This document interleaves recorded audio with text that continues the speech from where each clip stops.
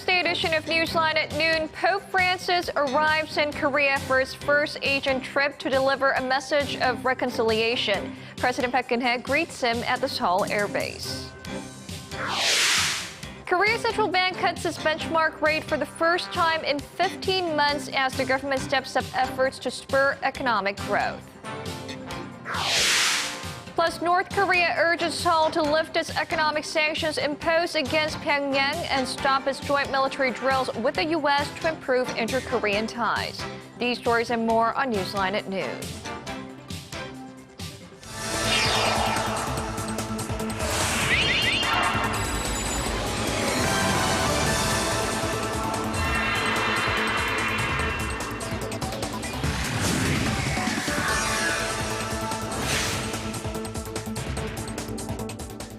It's noon Thursday, August 14th here in Korea. Thanks for tuning in. Live from Seoul, I'm Jin-ju. It's very good to have you with us. I'm Mark Broom, and where else could we start but with the arrival of Pope Francis in Seoul just about an hour and a half ago. This is the Pope's first visit to an Asian country since he was elected last year. And it's also the first papal visit to Korea in 25 years, the last coming in 1989 by Pope John Paul II. Now, during his 5-day trip, Pope Francis will be quite busy, officiating 4 masses, attending the 6th Asian Youth Day event, and meeting with the families of April's ferry disaster victims, as well as former sex slaves to the Japanese military. Yes, for more details, let's check in with our presidential office correspondent, Choi You-sun. So, You-sun, President Park Geun-hye personally welcomed Pope Francis upon landing at the airport. Right, Mark. Pope Francis and his entourage landed at Seoul Airport, which is a military airbase just south of Seoul, at 10:15 a.m., after which President Park and officials, as well as representatives from the Korean Catholic Church, greeted the Pope. Upon meeting the Pope, the president said that she hoped that Koreans would be warmly consoled by his visit, likely referring to the pain and sadness the entire nation has experienced since the deadly ferry disaster in April that killed more than 300 passengers. The Pope, in response, said he carried the Korean people and their sufferings in his heart on his way here, repeating the same words to some of the families of the ferry victims at the airport. After a private mass at the Vatican Embassy in Seoul, where he'll be staying throughout his visit, the pontiff will make a courtesy call to President Park at the presidential office this afternoon and speak in front of Korean government officials and others there. One thing to keep an eye on today is what the president and the Pope will discuss and the message they will convey following their talks, especially in regards to the inter-Korean relations and historical differences that have caused tensions here in Northeast Asia. And you said Pope Francis has a packed schedule ahead of him. Tell us more about where the Pope will be and who he will meet over the coming days.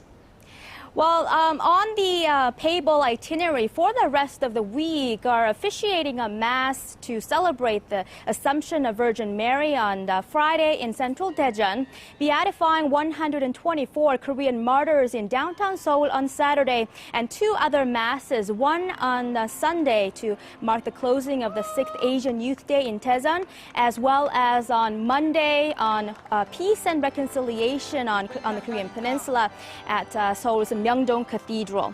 Pope Francis, who had specifically prayed for peace on the divided Korean Peninsula during his first Easter Mass last year, is expected to deliver some sort of a message on easing tensions between the 2 Koreas during Monday's Mass. Seoul earlier this week proposed inter-Korean talks to seek improving bilateral ties with North Korea, an offer Pyongyang has yet to respond to. Pope Francis also plans to meet and console the Korean victims of Japan's wartime sex slavery during his visit. This is important because it comes as President Park is due to speak tomorrow, Friday that is, marking Korea's liberation from Japan's colonial rule. It will be interesting to see what message the president will have concerning Japan's repeated denials of past atrocities and ways to improve bilateral ties. This was Choi You-sun reporting on Pope Francis' visit to Korea this week, and I'll be back with more details on our next newscast. Now, during his visit to Korea, Pope Francis is expected to meet, as You-sun mentioned in her very comprehensive report there, with the families of the victims of April's Sewol ferry disaster. that so tragically left more than 300 people dead. The families who have been waiting on lawmakers to pass a special bill aimed at uncovering the truth behind the tragedy hope the Pope can lend a helping hand to get things moving. Yoo reports. Under dark clouds and spitting rain at a plaza outside of Seoul City Hall, families of the victims of the Sewol ferry disaster say they hope the pontiff helps them get the answers they so desperately want. We want to talk to the Pope who wants to be with the families of the victims of the Sewol ferry disaster. We want to know the truth behind the disaster. The families have been waiting on the National Assembly to pass a special law that would allow for a more transparent investigation into the accident, although rival parties remain deadlocked over key details of the bill. The families contend the lawmakers simply have no political will to uncover the truth. We are ready to die for this. We will not leave until the special Sewol bill is passed. The Pope is expected to meet with family members of ferry accident victims as well as surviving students on Sunday on the sidelines of the closing mass for Asian Youth Day in Daejeon, some 140 kilometers south of Seoul. It will be of great strength to us if the Pope continues to take an interest in this issue and talks about how the government has been slow to get to the truth. The families of the Sewol victims have gone on hunger strikes and embarked on days-long marches to the National Assembly, demanding passage of the special Sewol bill. Yoo-rian, Arirang News. Catholicism took root in Korea thanks to the sacrifices of a great many martyrs. The beatification ceremony of 124 of them in downtown Seoul on Saturday will be one of the highlights of the Pope's itinerary in Korea. Yes, and we'll be bringing you live coverage of that right here on Arirang News. And our Lee Ji-yeon, in fact, went to the southwestern city of Jeonju, which is the site of Korea's first martyrdom in the late 18th century. Cheondong Catholic Church, sitting in a labyrinth of traditional Korean structures, is built on the grounds where Korea's first Catholic martyr, Po Yoon-ji-chung, lost his life. I always remember this place as having strong historical roots, and as I attend Mass, I try to continue on that spirit of sacrifice. This 83-year-old church was literally built on a foundation of blood. Cheondong Church's cornerstones come from the old palace ruins where Martyr Yoon was killed. These stones are from the site where there was great bloodshed of so many martyrs. They were pulled apart to death, and the stones from the 1791 and 1801 persecutions lie from here to all the way over there. Korea's early believers in the 18th and 19th century during the Joseon dynasty had to fight against the ruling class and deeply rooted teachings of Confucianism. This included giving up ancestral rituals and embracing equality across all social classes, widely seen as a challenge to the existing social hierarchy. Until religious freedom was granted in 1887 in the country, thousands fled persecution but lost their lives. And of them, 124 will be beatified during Pope Francis's visit, including Korea's first martyr, Yoon. But not many visiting Cheondong Church are aware of the significance the place holds. They're mostly tourists who come to admire the Romanesque architectural masterpiece with beautiful domes and simple but commanding lines. They are also mostly unaware of the irony of the church's location, which makes it all the more meaningful, because it sits right across Gyeonggi-jeon, a landmark where the portrait of the Joseon dynasty founder is enshrined. The royals, such as King Jeongjo, who persecuted Catholics, are remembered there. But we built our grounds here with the belief that making peace as we sit side by side is most important. And that idea of peace and reconciliation is a powerful message that extends beyond the boundaries of this religious landmark. Lee Ji-yeon, Arirang News.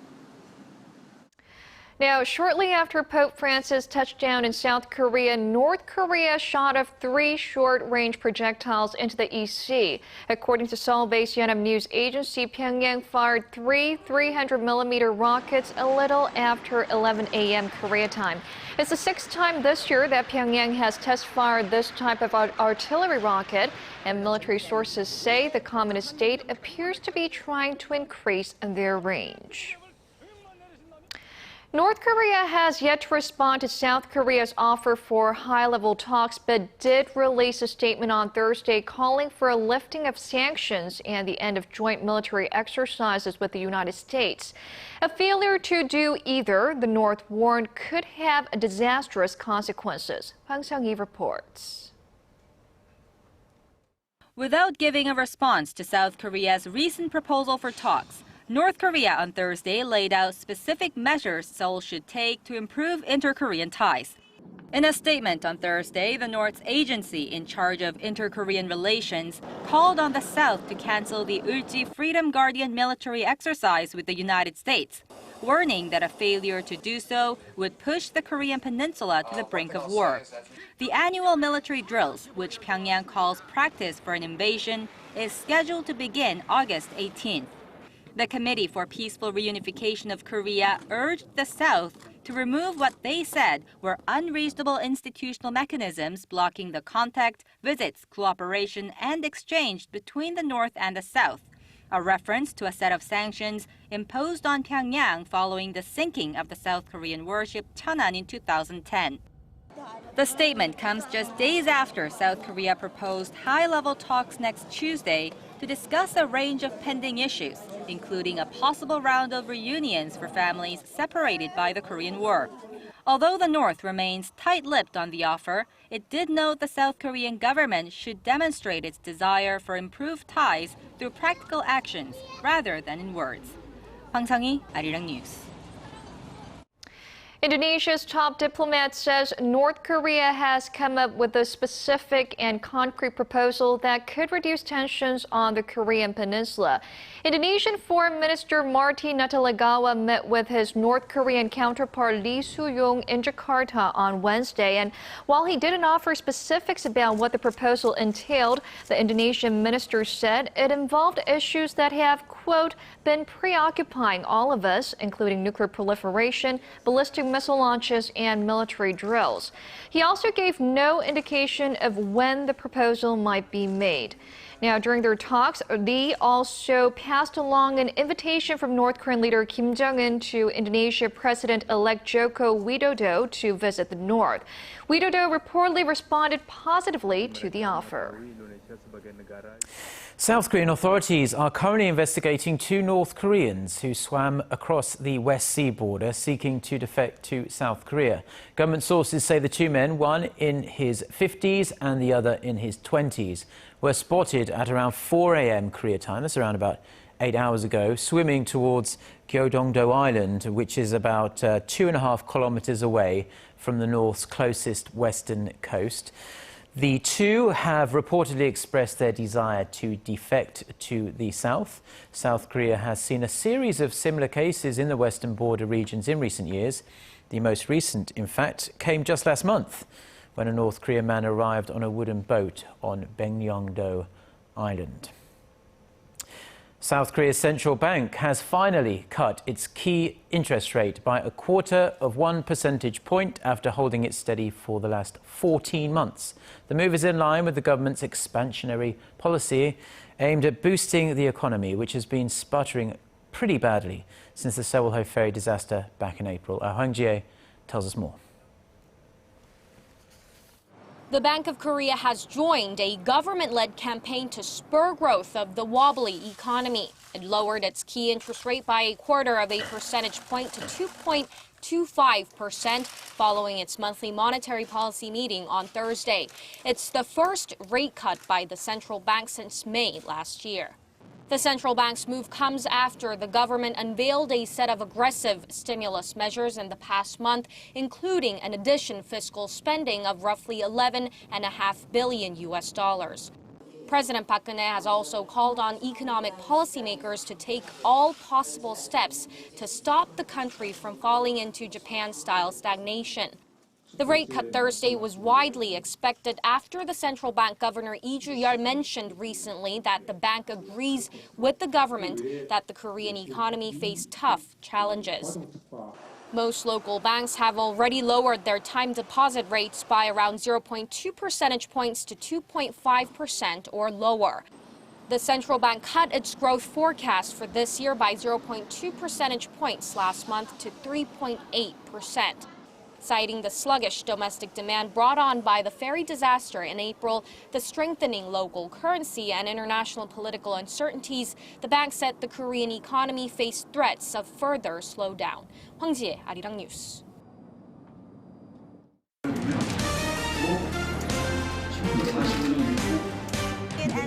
Stay up to date on the latest news out of Korea, connecting to our team of reporters about the issues that matter to Korea. On air, on your mobile, online. Find out more about Korea on NEWSLINE at noon with Mark Broom and Jin-ju. I'm Jin-ju. Market researcher, strategy analytics, said Thursday that LG Electronics brought in about... U.S. Secretary of State John Kerry has clarified America's Asia-Pacific strategy, saying it does not and will not take sides in any of the maritime conflicts that have gripped the region in recent years. And as our Connie Lee tells us, Kerry was also firm on human rights issue in the region, especially when it comes to rights abuses in North Korea. U.S. Secretary of State John Kerry made it clear that improving U.S. cooperation with China was important to maintain stability in the Asia-Pacific region. Speaking on Asia policy at the East-West Center in Honolulu on Wednesday, Kerry also mentioned that the U.S. does not take positions on the territorial disputes in the South and East China Seas. In light of the sovereignty questions, he stated that the U.S. firmly opposes the use of intimidation or force to assert a claim. Kerry reiterated instead that all parties must work together to solve the claims through peaceful means. He continued to say that these principles bind all nations equally, and all nations have a responsibility to uphold them. Kerry also strongly emphasized that the U.S. will continue to work toward promoting human rights and democracy in Asia.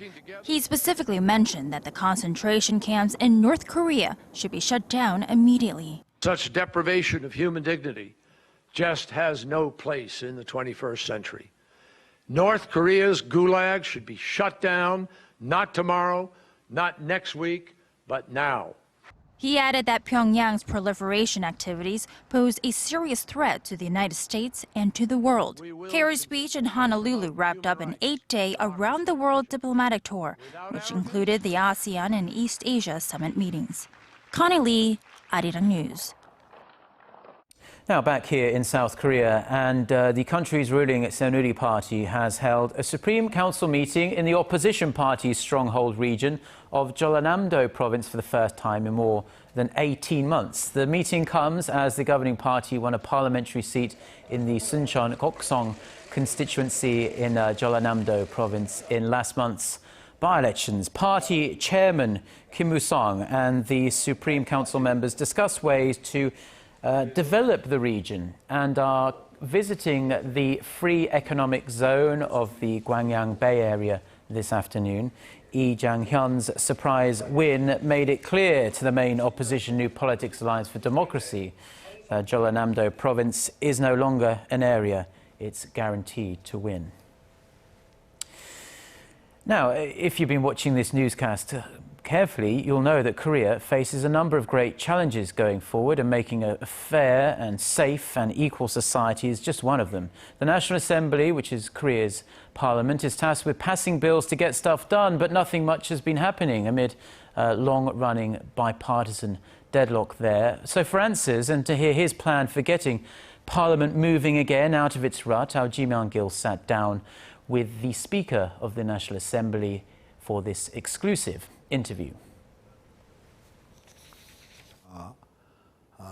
주는 메시지는 그간의 우리 사회의 기품과 가치관이 문제가 있었다는 것이 드러난 것으로 저는 판단합니다. 건전하고 건강한 사회, 그것을 위해서 제가 의장으로서 여러 가지 노력을 할 생각으로 있습니다. Thousands of bills awaiting approval at the National Assembly, and people might just think that lawmakers are not doing their jobs. What can be done? 지금 전 세계의 경우에도 보면 국회에 대한 국민의 신뢰는 그렇게 높은 편이 아닙니다. 미국도 9% 정도로 제가 듣고 있고요. 지금 우리나라는 한 6% 수준에 있습니다. 우선 국회의원들은 자기 본분에 충실해야 됩니다. 그래서 제가 상시국회를 만들고 1년 중에 7, 8월 달 외에는 늘 국회가 열려 있는 거죠. 요일별로 제가 회의를 운영할 수 있도록 국회 규정을 만들려고 합니다. 그것이 통과가 되면 9월 달에 한 달 후에 지금 되지 않나 싶습니다만.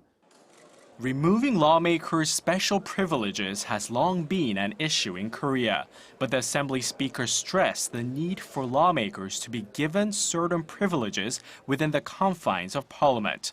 However, he warned lawmakers against using them for vested interests. 국회 내에서 하는 국회의원의 발언은 보호를 받습니다. 이것은 굉장히 중요합니다. 검찰, 경찰 이런 여러 가지 권력이 있기 때문에 그 권력으로부터 국회의원을 보호를 해야 됩니다. 그 권력이 두려워서 해야 될 말을 안 한다거나 하는 말을 왜곡하면 안 되지 않겠어요? 그래서 그 면책특권이 보장이 되는 것입니다. In regards to North Korea, Chung pledged the National Assembly would play a better role in improving relations with Pyongyang.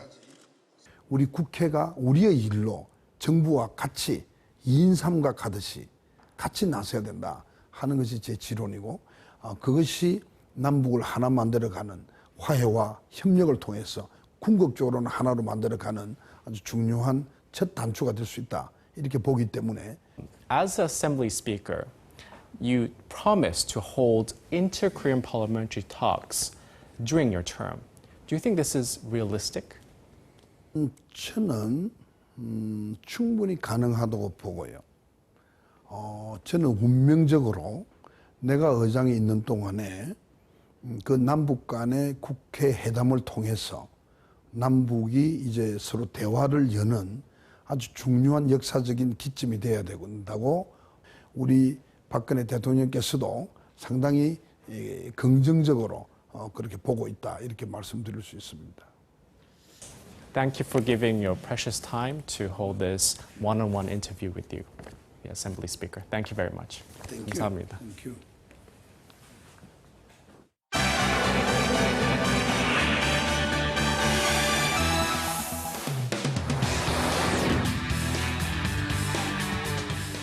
And time now for a look through the international headlines we're following this Thursday afternoon. For that, we turn to our Eunice Kim standing by at the news center. Eunice, the ceasefire in Gaza has been extended by another 5 days, but it's looking pretty shaky at the moment. Right, Mark. That's because there were incidents of violence reported even as the extension was being announced, minutes before the Palestinian factions agreed to the Egyptian brokered extension.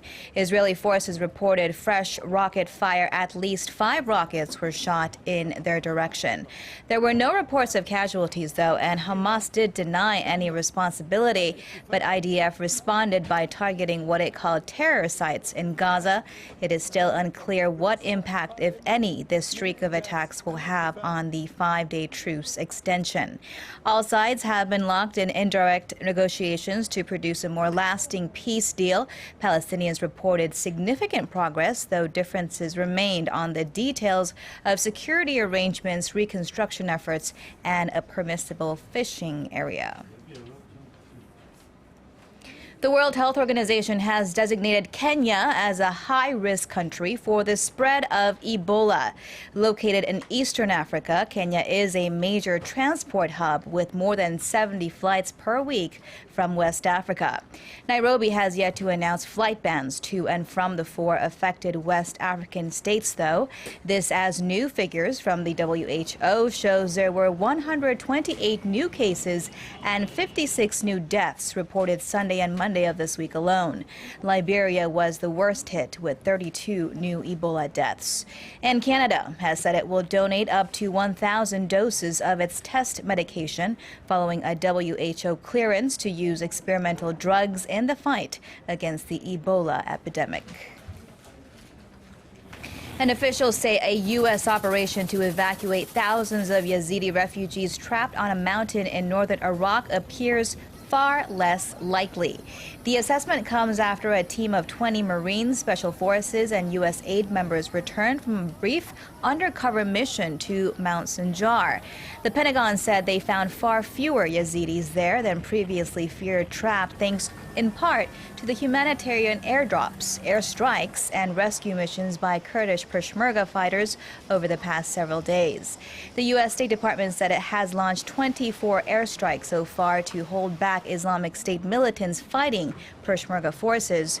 This as the United Nations has declared its highest level of emergency, releasing more assets and funds to address the refugee crisis. Foreign ministers of the European Union will convene an emergency meeting Friday to form a response to current global crises with a focus on events unfolding in Iraq and Ukraine.